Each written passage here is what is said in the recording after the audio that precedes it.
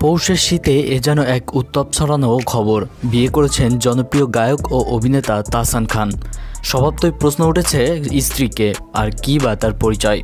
শনিবার ভোর থেকে সোশ্যাল মিডিয়ায় তাহসানের বিয়ের আয়োজনের ছবি ভাইরাল হয়। এরপর থেকেই নেটিজেনরা নবদম্পতিকে শুভেচ্ছা ও ভালোবাসা জানাচ্ছে।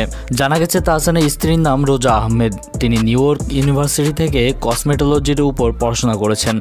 পড়াশোনা শেষ করে তিনি কসমেটোলজির লাইসেন্স গ্রহণ করেন এবং পরবর্তীতে নিউ ইয়র্কের কুইন্সে রোজাস ব্রাইডাল মেকওভার প্রতিষ্ঠা করেছেন। তিনি একজন উদ্যোক্তাও বটে।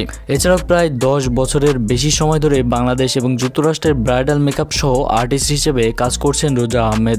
পাশাপাশি একজন মেকআপ শিক্ষিকা হিসেবেও তিনি বহু নারীকে প্রশিক্ষণ দিয়েছেন এবং উদ্যোক্তা হতে সাহায্য করেছেন।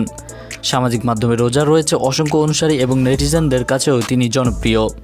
এদিকে সোশ্যাল মিডিয়ায় তাহসান ও রোজা দম্পতির নতুন জীবনের পথ চলায় শুভকামনা জানাচ্ছেন ভক্তরা। কেউ কেউ বলছে অবশেষে চাঁদের আলো খুঁজে পেয়েছেন তাহসান খান। তার সেই প্রিয় গান যেন অবশেষে সত্য হয়ে ধরা দিল। এর আগে 2006 সালে 7 আগস্ট তাহসান খান অভিনেত্রী মিথিলার সঙ্গে বিবাহ বন্ধনে আবদ্ধ হন। তাদের ঘরে আলো করে আসে কন্যা সন্তান আয়রা তাহরিম খান। তবে 2017 সালে 4 অক্টোবর হঠাৎই তারা সেই সম্পর্কের ইতি টানেন। এক যৌথ বিবৃতির মাধ্যমে তারা তাদের বিচ্ছেদের ঘোষণা দেন।